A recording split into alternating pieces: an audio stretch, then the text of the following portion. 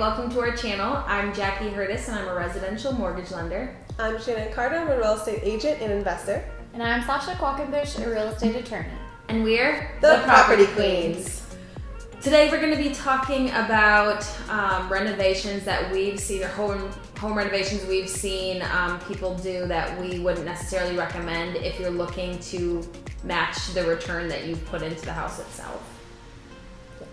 So the first one is going to be going overboard with energy efficient upgrades. So double pane windows, they may, be a factor where people are like, oh, we have double pane windows, that's awesome, but you're probably not going to see the return as you will, because they are quite pricey.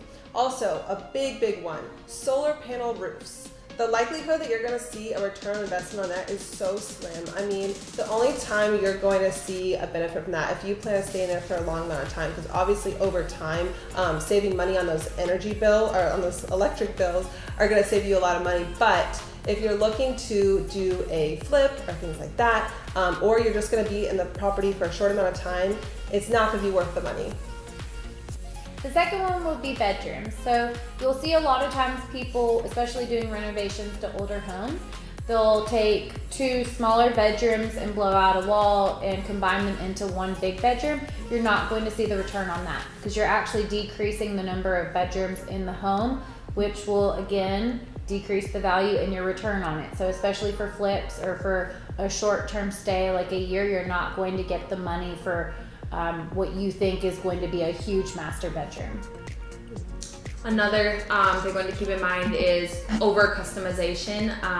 We kind of talked about this in a previous video with paint colors and things like that. I was telling them I was at a new build recently and this girl must have been crazy about Christmas.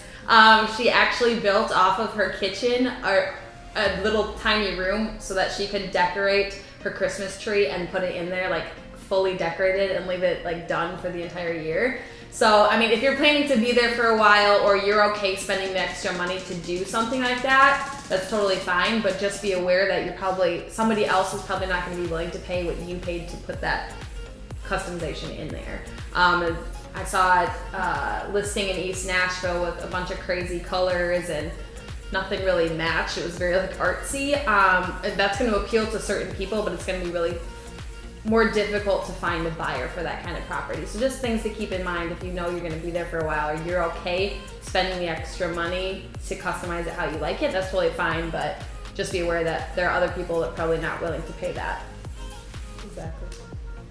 And another big one is going to be creating a smart house, essentially. Upgrading too much technology, because that, it may seem cool, and like I said before, it may be a factor of they're like, we like this house over another one. However, seeing the return on the amount of money you're gonna put in, creating your house to be that smart house, all the features that go into it, you're just not gonna see it over time.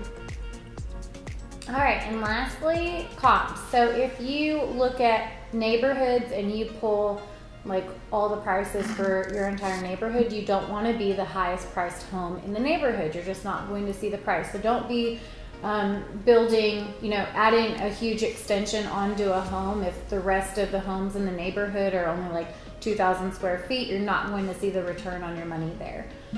Just in general, I think the whole point of all these key items is that you can do whatever customization or add-ons or new technology that you want, but you're not going to see a return on it. Someone might like it, but they're not going to pay the money that you did. So if you put $100,000 into a home and someone only values that at $50,000, you're way off base and you're going to lose your money.